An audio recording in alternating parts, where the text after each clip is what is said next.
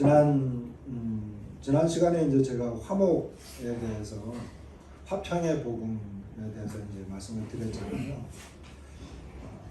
오늘 그 말씀도 이제 연결되어지는 건데, 오늘 그 말씀은 제목을 이제 하나님과 화목하라 이렇게 이제 했습니다. 그리고 이제 주제는 그리스도의 사신. 사신은 이제 대사를 말하는 대사. 그리스도의 대사, 사신은 사랑에 못 이겨서 한다.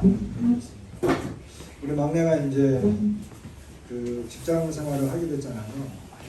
처음 사회생활을 하는 거잖아요. 그런데 사회생활 또 직장 생활 하는데 직장에 가봤더니 그 일이 참 좋아요. 그리고 사람들도 잘해주고 그러니까 이제 친해지고 서로 사랑하는 관계가 되고 그 직장 생활이 좋아졌어요. 그래서 이 회사를 위해서 내가 열심히 일해야 되겠다 이런 마음이 들어야지 일을 하게 되잖아요. 저희 부부는 한 사람은 어린아이들을 대상으로 일하고 있고 한 사람은 노인들을 대상으로 일을 해요. 그래 맨날 서로가 손가락질을 해요. 당신이 그렇게 저희 노인들하고 많이 대화하다 보니까 그런 생각도 이렇게 할아버지 할머니처럼 되는 거야 이러고, 또 저쪽에서는 반격하잖아요. 당신 애들하고 노니까 애들 같은 생각만 하고 그러기 유약하다고. 그런데 이제 각자 있는 그곳에서 그 일이 좋으면 그 일이 좋으면 이제 또 제가 이제 그런 이야기도 하거든요. 당신 그거 하지 말고 어린이집 사랑이 나라고 너무 좋다고. 왜냐하면 이게 너무 편하니까 좋다. 우리 막내가 이제 육지로 직장 가잖아요. 근데 지금 엊그제까지 알바했어요. 근데 알바하면서 우리가 맨날 하는 말이 꿀 알바라고 그래. 알바 중에도 독 알바가 있고 꿀 알바가 있나봐요. 왜 꿀 알바냐 그랬더니 그냥 하는 게 없대요. 그냥 가서 앉아서 시간 보내다가 보면 이제 나중에 이제 그 월급이 들어오니까 꿀 알바다 그런 이야기를 하더라고요. 오늘 주제가 이제 그리스도의 사신은 사랑에 못 이겨서 한다 그랬잖아요.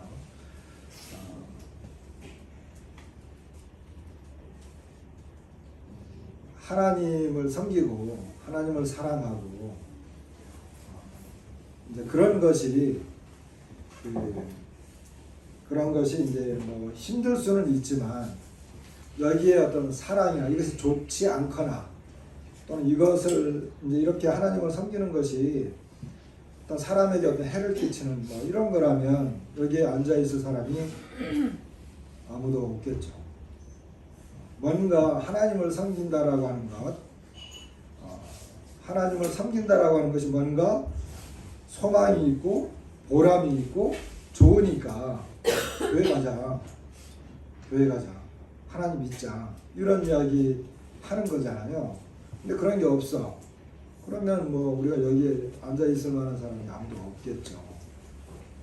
오늘 그런 내용인데 오늘 예배 시간에 이제 그 말씀 한 소절이 소개가 됐는데 고린도후서 5장입니다.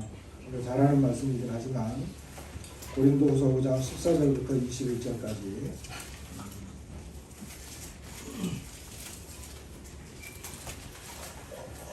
말씀을 좀 보고 내용을 통해서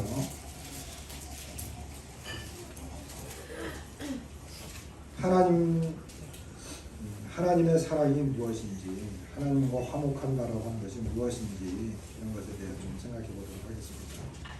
14절부터 21절까지인데 교독을 좀 하겠습니다. 14절을 제가 먼저 읽을게요. 그리스도의 사랑이 우리를 강권하시는도다. 우리가 생각하건대 한 사람이 모든 사람을 대신하여 죽었은즉 모든 사람이 죽은 것이라. 그가 모든 사람을 대신하여 죽으심은 살아있는 자들로 하여금 다시는 그들 자신을 위하여 살지 않고 오직 그들을 대신하여 죽었다가 다시 살아나신 이를 위하여 살게 하려 함이라. 그러므로 우리가 이제부터는 어떤 사람도 육신을 따라 알지 아니하노라. 비록 우리가 그리스도도 육신을 따라 알았으나 이제부터는 그같이 알지 아니하리라. 그런즉 누구든지 그리스도 안에 있으면 새로운 피조물이라 이전 것은 지나갔으니 보라 새 것이 되었도다. 모든 것이 하나님께로서 났으며 그가 그리스도로 말미암아 우리를 자기와 화목하게 하시고 또 우리에게 화목하게 하는 직분을 주셨으니 무엇 하나님께서 그리스도 안에 계시사 세상을 자기와 화목하게 하시며 그들의 죄를 그들에게 돌리지 아니하시고 화목하게 하는 말씀을 우리에게 부탁하셨느니라. 그러므로 우리가 그리스도를 대신하여 사신이 되어 하나님이 우리를 통하여 너희를 권면하시는 것 같이 그리스도를 대신하여 간청하노니 너희는 하나님과 화목하라. 하나님이 죄를 알지도 못하신 이를 우리를 대신하여 삼으신 것은 우리로 하여금 그 안에서 하나님의 의가 되려 하였습니다. 예. 이 내용의 말씀은 우리가 이제 어느 정도 잘 알고 있는 그런 내용입니다.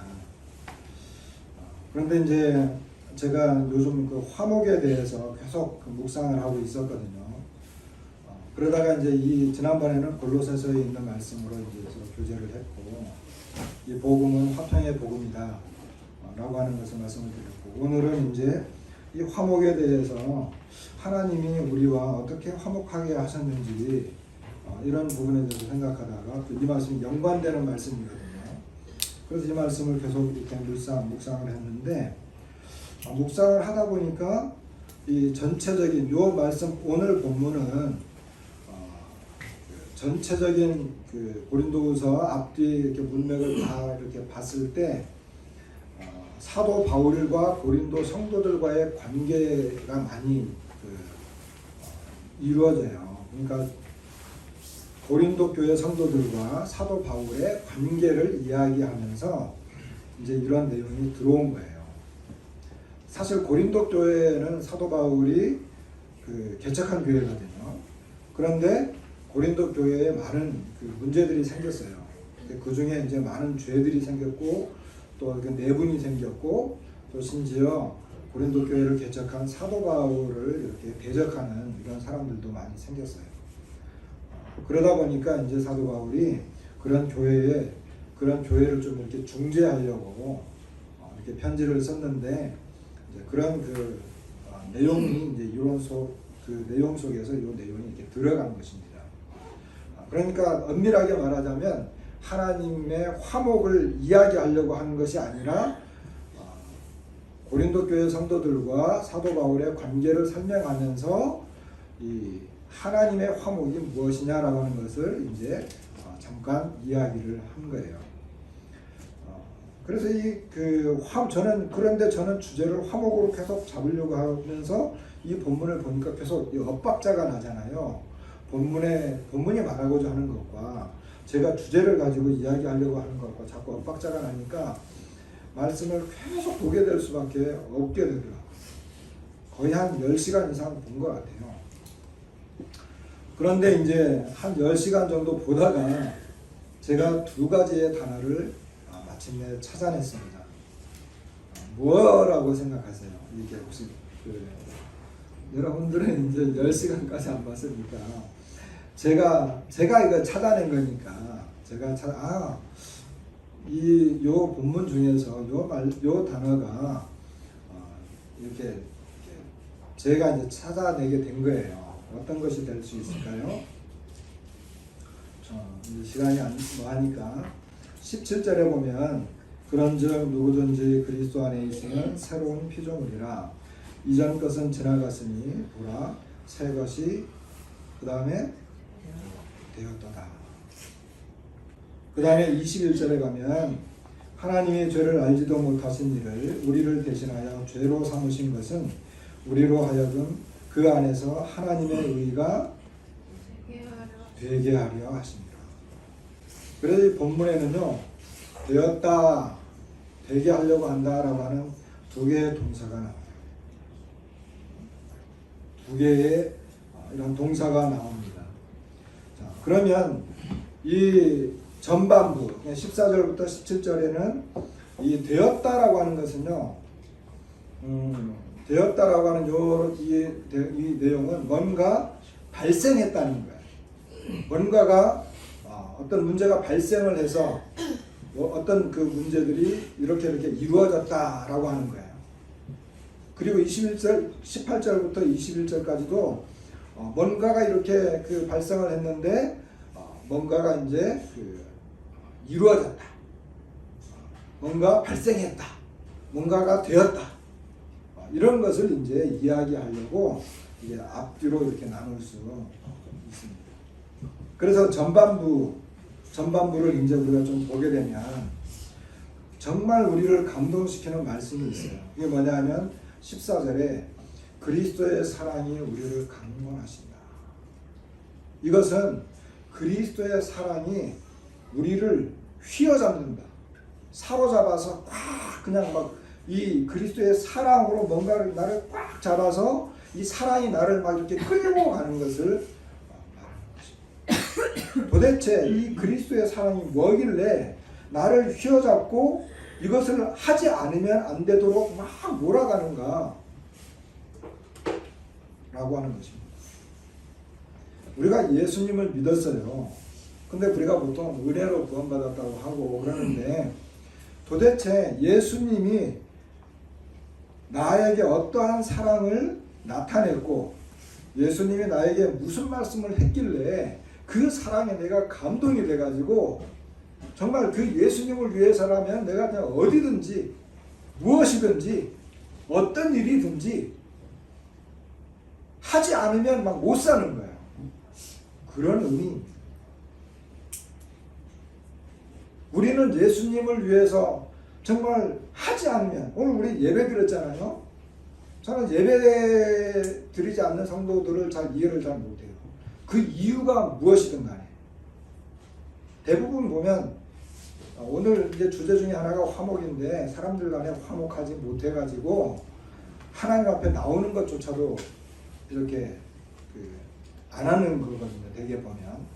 그러나 모르겠어요. 제가 그런 상황이 되면 어떻게 될지 모르겠지만 하나님 앞에 예배 드린다라고 하는 것은 정말 내가 예배 드리지 않으면 안 되는 어떤 일이 있어도 무슨 일이 있어도 그 사랑이 나를 막 강제로 막 이렇게 권면하는 거예요. 우리는 그와 같은 사람들입니다. 그러니까 내가 뭐 의지적으로 뭐 좀 해야지 이게 아니에요. 나는 집 문 너무 추우니까 아이고 너무 추운데 나는 현관문에도 나가기 싫어 하지만 하나님의 사랑이 그리스도의 사랑이 그리고 그리스도께서 나에게 보여주신 그 무엇 알 수 없는 그 어떤 힘이 나를 예배당까지만 밀고 쳐들어갑니다. 추워도. 예전에 그 시베리아의 물꽃이라고 하는 책, 그 다음에 핍박자라고 하는 이런 책 제가 한두 번씩 소개하잖아요. 거기 보면 러시아 사람이잖아요. 그 시베리아 얼마나 추워요. 그런데도 예수님을 믿는 고백을 해요. 그리고 침례를 받아야 되는데 침례를 받으려면 어떻게 해야 돼요? 한겨울에 성도들이 그 추운데 숲속에 모여가지고 숲에 그 웅덩이 하나 있는데 그 웅덩이를 깨가지고 침례 받는 사람은 들어갔다 나오면 되지만 침례 주는 사람은 미리 들어가가지고 덜덜덜 떨다가 성도들이 찬송을 한 곡 더 해버리면 어떡해. 그런데도 거기에 들어가서 침례 받겠다는 거예요. 나는 하나님을 사랑합니다. 나를 구원하신 하나님 감사합니다. 이러면서 침례 받겠다는 거예요. 왜 그럴까요? 그리스도의 사랑이 우리를 휘어잡았습니다. 휘어잡아가지고 나를 막 이렇게 그냥 그 사랑에 움직이지 않으면 못하도록 만드는 거예요. 그게 바로 우리들이다. 왜 그러냐는 거예요. 왜? 그게 이제 14, 15절. 자, 우리가 생각하건대 한 사람이 모든 사람을 대신하여 죽었은즉 모든 사람이 죽은 것이다. 자, 지난번에 이 내용을 말씀을 드렸어요. 여기 한 사람은 예수님입니다. 예수님. 그러니까 예수님이 죽으실 때 예수님은 세상 죄를 위해서 죽었어요. 그러니까 예수님이 죽으실 때 이 세상에 있는 모든 사람이 다 죽은 거예요. 15절. 자, 근데 예수님이 다시 살아나셨잖아요. 그죠? 근데 자, 15절이 중요하죠. 그가 모든 사람을 대신하여 죽으심은, 이게 무슨 말이에요? 예수님이 모든 사람을 대신해서 죽으셨다는 거죠. 근데 죽었는데 그 이유가 뭐냐는 거예요. 죽으심은 이라고 하는 건 죽으신 이유는 그래요. 뭐라고 나왔죠?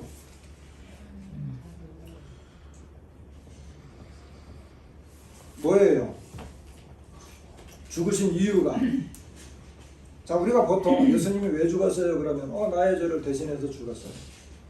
나를 구원하기 위해서 죽었어요. 나를 천국에 데려가기 위해서 죽었어요.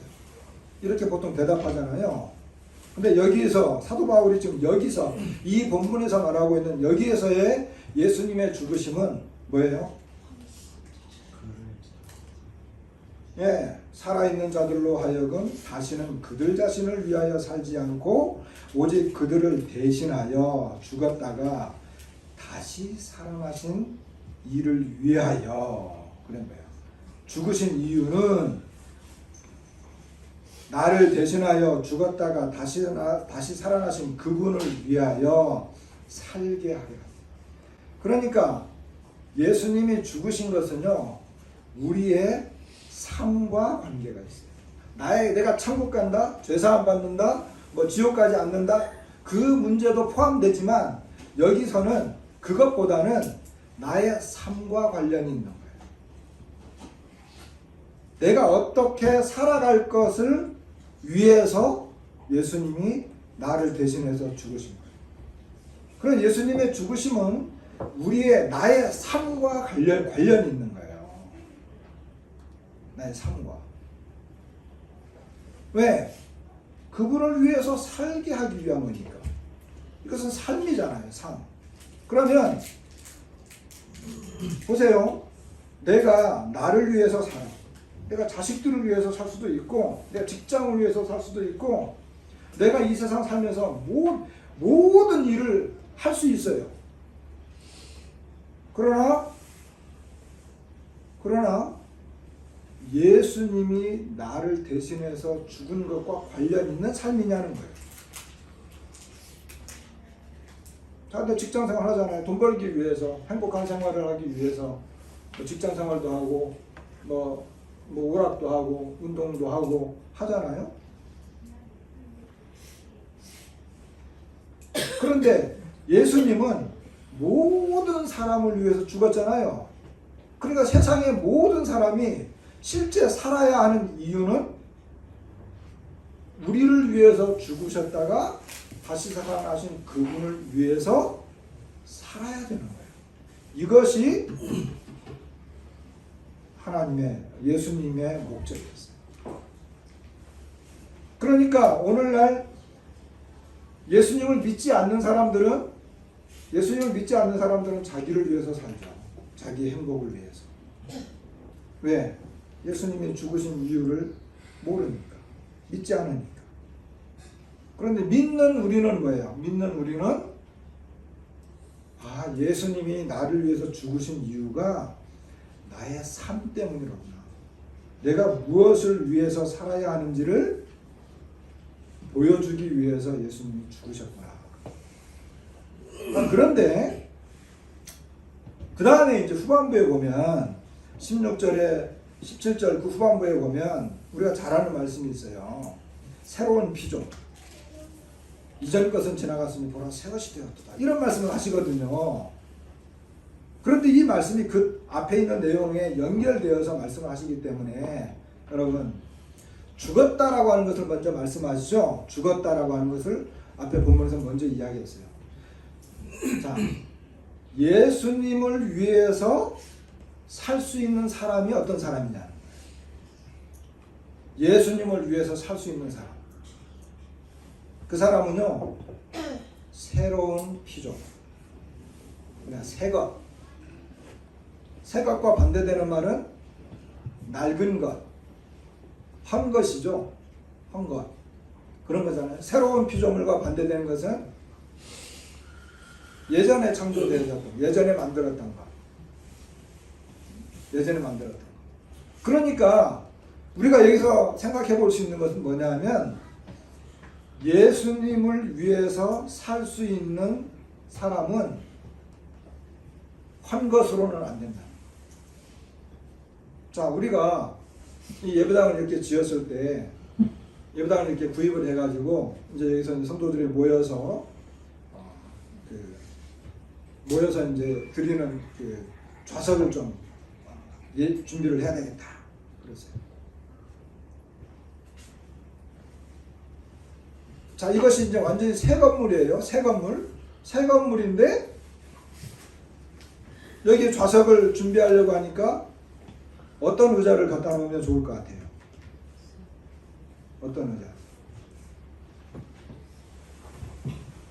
여기 여러분들이 앉아있는 의자는 다 새 의자예요. 어디 다니다가 이렇게 뭐 이렇게 중고상이나 또 남들이 버린 것 그런 것으로 갖다 놓은 게 아니에요. 새 걸로 갖다 놨어요. 그러니까 이 새 건물에 어울리는 것은 새 의자예요. 자, 내가 이제 새 집을 하나 새로 지었어요. 새로 지었는데 거기 도배를 하거나 페인트칠을 할 때 그리고 장판을 깔 때 어때요? 아, 정말 어렵고 힘들면 뭐 그럴 수 있지만 집을 하나 새로 지을 정도면 이 상황이 좀 다르잖아요. 그러니까 새 집에는 새 것이 들어가겠죠. 그런데 하나님을 섬기려면 예수님을 섬기려면 어떻게 해요? 한 것 갖고는 안 된다는 거예요. 옛날 사람으로는 안 된다는 거예요. 그래서 한 것, 옛날 사람은 버려야 되는데 성경의 표현은 이 버리는 것을요 죽는 것으로 표현합니다. 자, 그러니까 예수님이 우리를 대신해서 죽으셨어요. 그죠? 근데 그 예수님이 죽으신 이유는 우리로 하여금 예수님을 위해서 살도록 하기 위한 거예요. 근데 내가 살아가야 되는데 예수님을 위해서 살 수 있는 사람은 새 사람. 새로운 피조. 그럼 옛날 사람은 어떻게 해서 죽었어요? 옛날 사람은 하나님을 섬기지 못해요. 옛 사람은 하나님을 섬기지 못해요. 옛 사람은 하나님과 관계없는 사람. 죄와 허물로 죽은, 성경적인 표현으로는 죄와 허물로 죽은 사람. 그러니까 하나님께서는 하나님을 섬기는 이와 같은 일에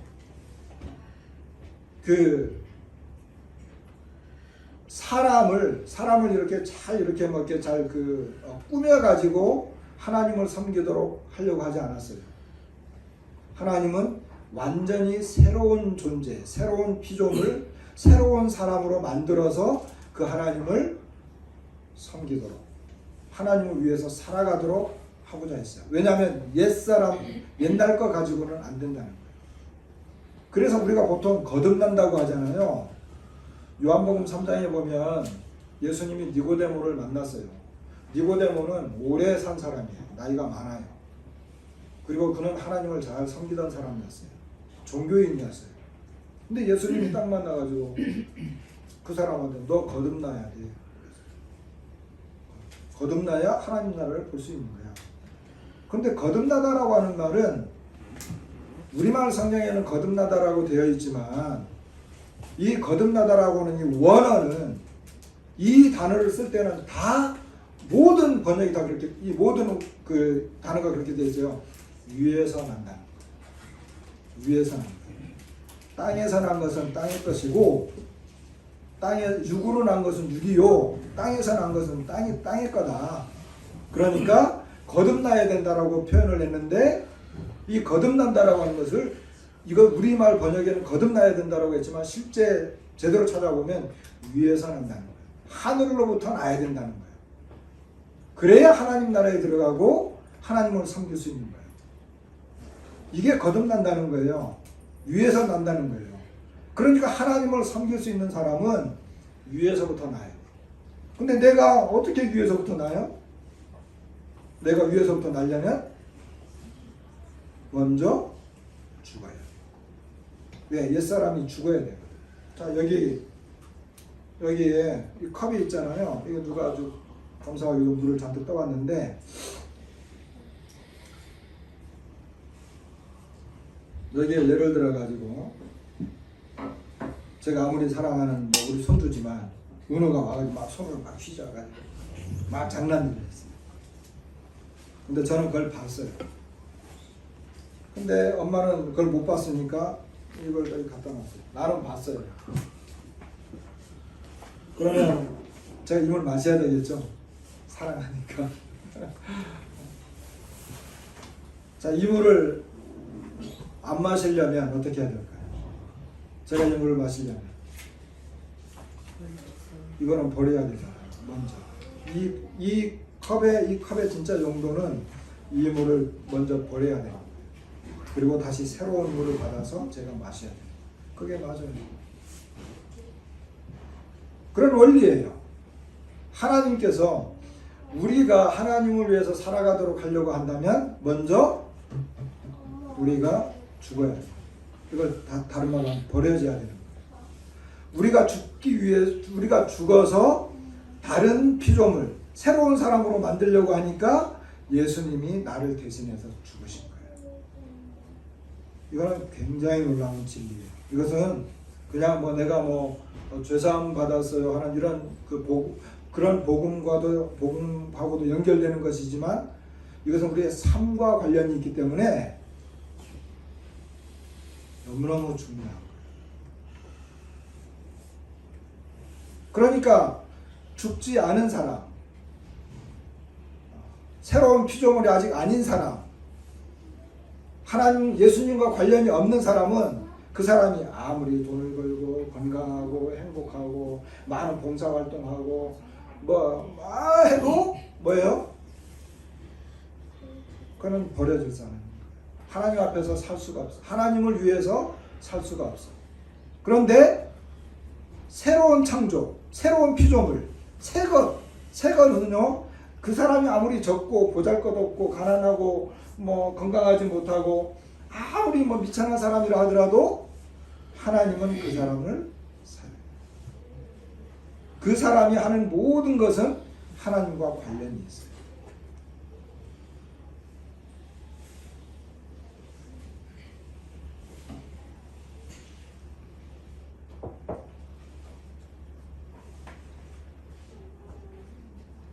그래서 우리는 새로운 피조물이 되었어요. 새 것이 되었어요. 저와 여러분들은, 여기 앉아있는 분들은 새 거예요, 새 거. 하나님을 위해서 살 수 있는, 예수님을 위해서 살 수 있는 새 것이 된 거예요. 얼마나 돼요? 자, 그런데 18절에 보니까 모든 것이 하나님께로서 났다. 모든 것이 하나님께로서 났다. 그러니까 이것을 주관하시는 이 분은 하나님이다. 여기 이제 18, 19절에는 하나님께로서 났다든지 하나님께서 했다든지 이런 표현이 나와요. 그러니까 이 일을 이루신 분은 이제 하나님이죠. 근데 누구를 통해서 했느냐? 그리스도로 말미암아 우리를 자기와 화목하게 하셨다. 여기 화목이라고 하는 것, 자, 그리스도로 말미암아 우리를 하나님과 화목하게 했죠. 자, 이제는 새 거는 버리고 옛날 건 다 버리고 이제 새 것이 되었으니까 하나님이 이 새롭게 된 피조물하고 이제 하나님과 우리가 화목하게 되었어요. 근데 이 화목하게 된다라고 하는 이 단어는 그 영어 성경을 영어 성경에 이제 좀 이렇게 NASB라든지 그 다음에 ESV라든지 이런 게 보면 reconciliation이라고 하는 그 단어가 들어가요. reconciliation. 그러면 이 단어는 그 하모니예요, 하모니. 하모니라고 하는 것은 뭐예요? 이렇게 조화를 이루는 걸 말해요. 조화를 이루는 것. 그러니까 화목하게 하셨다. 여기 우리를 자기와 화목하게 하셨다라고 하는 것은 그냥 친하게 지내자 이런 의미보다 더 강해요. 이것은 하나님께서 하나님과 우리가 조화를 이루면서 하모니를 이루면서 살아갈 수 있도록 얼마나 놀라워. 그 전에는 죄인들이었잖아요. 하나님은 의로운 분이고. 그러니까 이게 엇박자인 거예요. 조화롭지가 않아. 조화롭지 않아. 더러운 것과 깨끗한 것이 어떻게 화목이 되겠어요. 그래서 나중에 이제 6장, 7장 이쪽에 가면 어떻게 뭐 벨리아라고 하나님의 아들들이 어울리겠느냐, 믿지 않는 자와 믿는 자가 어떻게 어울리겠느냐 막 이런 부조화가 나거든요. 화목하지 못한 것들이에요. 그런 것들은. 근데 여기에서 화목, 이것은 조화를 이루게 되었다. 누구와? 하나님과 우리가 이게 조화를 이루면서 살아갈 수 있도록 하게 하셨다. 이 말씀을 이렇게 제가 찾아보면서 묵상할 때, 그냥 내가 하나님하고 되게 친하게 지낼 수 있게 됐구나, 이런 의미가 아니로구나. 하나님이 나를 통해서 내가 하나님을 위해서 무슨 일을 할 때, 또는 하나님이 나를 통해서 하나님의 역사를 이루고자 할 때, 하나님과 나는 이런 그 조화를 이루어가면서 하는 그런 관계가 되고 놀라운 거죠. 근데 사도 바울은 그와 같은 그 직분을 그는 받았어요. 여기 이제 또 우리에게 화목하게 하는 직분을 주셨다 그랬잖아요. 그러니까 하나님과 우리가 조화롭게 살아갈 수 있도록 하는 그런 일을 가서 이야기해라.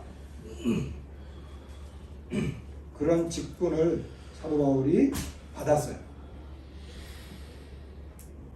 19절에 보면 놀라운 말씀이 있어요. 곧 하나님께서 그리스도 안에 계시사 세상을 자기와 화목하게 하시며, 아까 설명을 했어요. 그들의 죄를 그들에게 돌리지 아니하시고 화목하게 하는 말씀을 우리에게 부탁하셨느니라 그랬어요. 자, 직분은 대사라고 하는 직분을 가졌어요. 근데 대사라고 하는 이 직분을 가진 사람은 이제 말씀을, 자, 대사가 이제 뭐 상대방 나라에 가서 어떤 말을 해야 되잖아요. 그런데 우리 임금님이 우리 왕이 당신네 왕하고 좀 이렇게 화해하고 이렇게 서로 연합을 해가지고 잘해봅시다, 이런 저희가 편지를, 서신을 제가 가지고 왔습니다. 이렇게 말을 해야 되는 거잖아요. 근데 사도 바울이 사실은 요 전체적인 내용은 사도 바울이 고린도 교회에 갔을 때 이제 그런 일을 했다는 거예요. 하나님의 사신이 되어서 고린도 성도들에게 이제 예수님이 우리를 위해서 대신 죽으셨고 새 사람이 되었으니 여러분 이제 하나님과 이제는 조화를 이루면서 살아가십시오. 근데 사도 바울이 그렇게 했지만 사실은 우리도 그 일을 해야 될 사람인 거죠. 우리도. 그런데 어떻게 하는, 화목하게 하는 말씀이 뭐냐 하면, 여기 이제 뭐 하나님께서 그리스도 안에 계시사, 좀 세세한 내용들은 좀 넘어가고, 세상을 자기와 화목하게 하시며, 여기 보면 그들의 죄를 그들에게 돌리지 아니하시고, 그들의 죄를 그들에게 돌리지 아니하시고. 그러니까 하나님께서 우리의 죄를 우리에게 돌리지 않아요. 이것은 21절 말씀하고 연관되기도 합니다. 하나님의 의와 연관되는 말씀이에요. 자, 하나님이 우리에게 우리의 죄를 돌리지 않아요. 왜 그렇죠? 왜 그럴까요? 한 것은 이미 죽었기 때문에. 예수 그리스도께서 나를 대신해서 죽으셨기 때문에. 나는 새 거니까. 새 건데, 자, 어떤 사람이 이 마이크 이거 하나, 이거 새 거를 가져왔어요. 그런데 그 전에 쓰던 마이크가 형편없어. 막 지직거리고 막 소리도 났다 안 났다 막 그러고 그래요. 그런데 새 거를 가져왔는데, 새 거가 이렇게 잘 떼고 있는데, 내가 이거 뭐 이렇게 왜 이렇게 뭐 지직거리는지 막 자꾸 그런 걸 찾아 막 그래요. 그러면 그건 의미가 없는 일이잖아요. 하나님께서 예수 그리스도를 통해서 새로운 새 것이 된 사람들에게는 더 이상 그들에게 죄를 돌리지 않아요. 얼마나 많아요. 우리는 새 것이 되었고 하나님 앞에서 일을 하는데 하나님이 우리에게 우리의 죄를 돌리지 않아요. 만일에 우리의 죄를 우리에게 계속 돌리면 어떻게 될까요? 나는 이미 죽어서 한 것은 다 버려졌고 새 것이 되었고 새로운 사람이 됐는데 자꾸 우리에게 죄를 지적하면 어떻게 될까요? 일을 할 수가 없어요. 살아갈 수가 없어요. 살아갈 수가 없어. 하나님 앞에서. 왜 계속 죄이지. 그럼 화해가 안 돼. 조화가 안 돼요. 화목한 관계를 이룰 수가 없어요. 제가 아들하고 이렇게 지내는데 서로 안 맞다가 이렇게 다투었다가 나중에 화목을 했어요. 야, 우리 이제 그러지 말고 좀 잘 지내보자. 부자간에. 그런데 말이야, 너 어저께 한 그 말은 정말 너무했어. 막 이러면 이게 대화가 안 되잖아요. 화해가 이어지지 않잖아요. 그죠? 연말에 이런 이야기가 있죠. 새댁이 이제 시집 와가지고 얼마 안 됐어. 이렇게 밥을 하다가 밥을 태웠어요. 우리 어르신들은 알 거예요. 밥을 태웠어. 막 냄새가 나니까 이제 남편이 이제 부엌 와가지고, 아이고, 미안해요. 내가 요즘 바빠가지고 물을 독에다 잔뜩 길어놔야 되는데, 내가 시간이 없어가지고 물을 많이 길어다 놓지 못해서 물이 적어서 밥이 탔구려 하고 남편이 미안해요. 이렇게 말을 했어요. 그러니까 아내가 그 말 듣고 막 감격해서 막 울고 있는데, 지나가던 시아버지가 뭔 일이요? 하고 이제 부엌에 와서 보니까 밥을 태웠잖아요.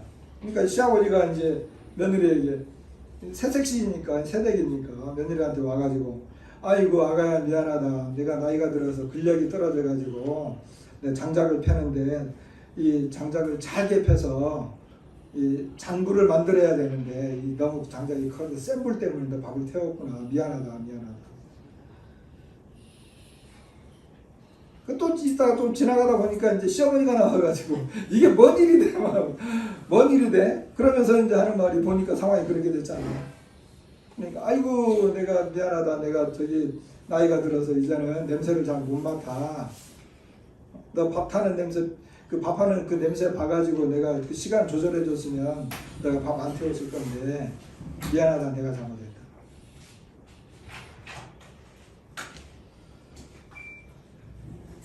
화목하겠죠?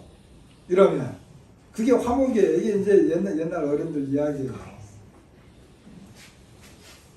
그런데 남편도 들어와가지고 색시한테 시아버지도 시어머니도 지나가면서 한마디씩 하고 막 뭐라고 하면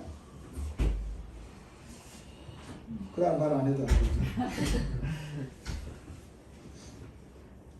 그래서 하나님이 우리와 화목할 때는 우리의 죄를 돌리지 않았습니다. 그 근본적인 이유는 예수님이 우리의 죄를 대신해서 돌아가셨기 때문입니다. 그리고 이제 그러면서 20절에 보면 우리가 그리스도를 대신하여 사신이 되어 하나님이 우리를 통하여 너희를 권면하시는 것 같이, 놀라운 말씀이죠. 그리스도를 대신하여 간청. 그리스도를 대신해서 간청. 그리스도께서 하나님과 우리를 이렇게 화목하게 해주셨잖아요. 근데 그 일을 이루신 분이 그리스도거든요. 그러니까 이 사도 바울은 그 그리스도를 대신해서 간청한다. 이 간청은요, 아까 우리 그 그리스도의 사랑이 우리를 강권하신다 그랬잖아요. 근데 사도 바울은 여기서 간청이라고 하는 또 다른 표현을 써요. 이것은 거의 매달리다시피 하는 말이에요. 매달리다시피. 너희는 하나님과 화목하라. 너희는 하나님과. 자, 너희는 하나님과 화목하라라고 하는 이 내용은 두 가지의 의미가 있어요. 두 가지의 의미. 뭐냐 하면 지금 전체 내용, 이 고린도후서 요 본문의 앞뒤를 봤을 때는 사도 바울은 그리스도의 대사예요. 사신. 고린도 교회 성도들에게 자기가 사신으로 갔는데 자기는 하나님이 보내신 사신이라는 거예요. 그러면 고린도 성도들이 하나님과 화목하려면 하나님이 보내신 사신을 받아들여야 돼요? 받아들이지 말아야 돼요? 받아들여야 되죠. 그죠? 그렇기 때문에 사도 바울은 하나님 그리스도의 사신으로서 그들에게 이야기하는 거예요. 그런데 대체적으로 보면 그렇잖아요. 이렇게 잘못한 사람이 올바른 사람에게 먼저 화해를 해야 되고, 그죠? 화창을 요구해야 되고, 약소국이 강대국에게 화친을 칭해야 되잖아요. 사신도 보내야 되고. 그런데요, 이거는 성경은 거꾸로예요. 언제나 거꾸로예요. 성경은 하나님이 우리에게 사신을 보냈어요. 화친하자. 화목하자. 그런 의미에서의 화목이에요. 여러분은 하나님과 화목하십니까?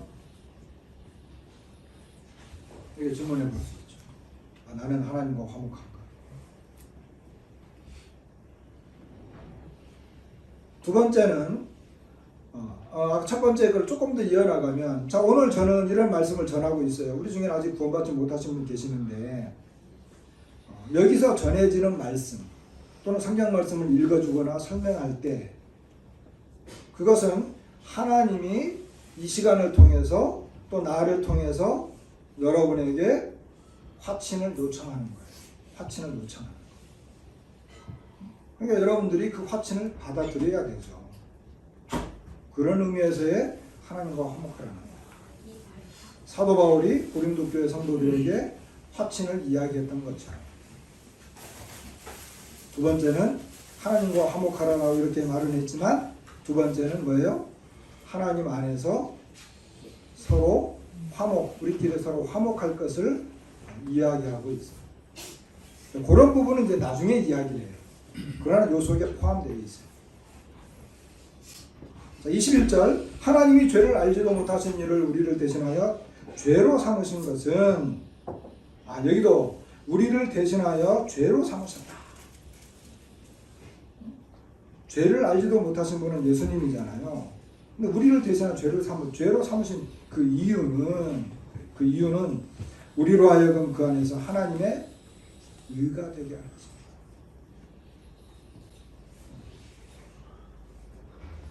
의라고 하는 게 뭘까요? 의라고 하는 것? 의라고 하는 것은 어떤 기준을 말해요. 그 기준에 도달하는 것, 어떤 수준을 말하는 거예요. 그럼 하나님의 의라고 하는 것은 하나님의 그 기준과 수준에 맞도록 하는 것을 말하는 거예요. 의라고 하는 것은 그냥 단순히 사전적인 의미만 찾으면 이렇게 그러지만, 이것에 깔려 있는 내용을 이야기하면 하나님의 의는 하나님의 수준과 그 기준에 맞도록 해놓으셨다, 이런 말이에요. 누구를? 우리. 그러니까 모든 사람이 죄를 범하였음에 하나님의 영광에 이르지 못하더니 그러잖아요. 하나님의 영광은 그 기준이거든요. 그러니까 죄인들은 그 기준에 도달할 수가 없어. 근데 이걸 뒤집어서 이야기하자고요. 뒤집어서 이야기하면 이제 그리스도 안에서 우리가 의를 얻었음에 이제는 하나님의 영광에 이르게 되었다는 거예요. 그러니까 의라고 하는 이런 단어는 하나님이 정해놓으신 그 기준과 수준에 닿도록 해놓다. 그런데 그렇게 되는 것이 누구라고요? 바로 우리다. 예수님을 죄로 삼으신 것은, 예수님을 죄로 삼고 우리를 이제는, 예수님은 십자가 저 밑바닥까지 내려놓고 우리는 끌어올려서 하나님의 수준에 닿도록 해놓으셨다. 얼마나 놀라운 하나님의 사랑. 이런 걸 생각하니까 사도 바울이 하나님과 화목하게 되었지, 하나님의 그 수준까지 이르게 되었지, 하나님과 이제 조화를 이루면서 살게 되었지. 그런데 그와 같은 일을 자기에게 맡겨준 이런 임무, 직분을 생각하니까 막 그냥 이 그리스도의 사랑이 너무너무 막 그냥 막 자기를 막 끌고 가는 거예요. 근데 사도 바울만 아니라 우리도 그렇다는 거예요.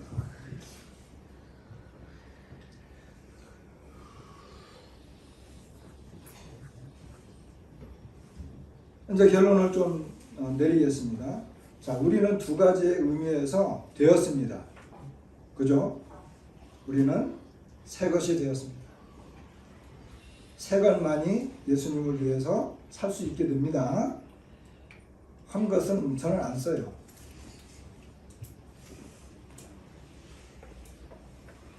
그 다음에 우리는 하나님의 의가 되었어요.